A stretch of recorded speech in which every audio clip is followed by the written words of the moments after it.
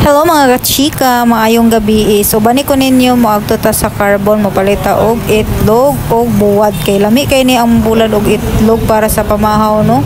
So mao ra man gyud yung mga dali-dali mga kachika ang sudan sa buntag para dili na ta magpalit-palit ya. So bani ko ninyo, nindot na baya ang kuan karon carbon kay naa na siya oy kan-anan nga bag-o katong Puso Village. Gikan na siya sa barak niya mura transfer na siya nga ri. So daghan gid kayo mga pagkaon diya sa sulod ang kwarta ray wala nya sa carbon sa daghan kay mga palitonon, mga utanon, itlog, barato ra gyud kayo kung magkugi lang jud kag carbon.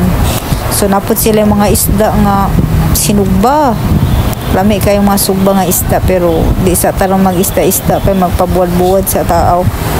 So napay utan na daghan kay mapili gyud diri sa carbon nya barato ra.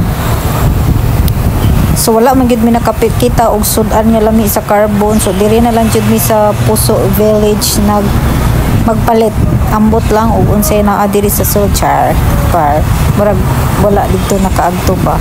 So maura ra ni sa barracks pareha ra pero nara siya nadungag. So nindot na kayo lang centerpiece, nindot kayo daghan kay tao nangaon diri. Grabe mga pagkaon diri, so kwarta lang jud ang kuwang.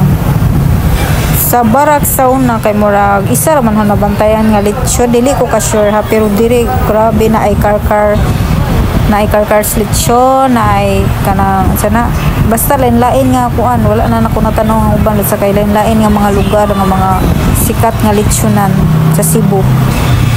Daghan di kapilian nga barato ra anli pagyud. Sa sagdilan sa next time mo ari ta mo kaon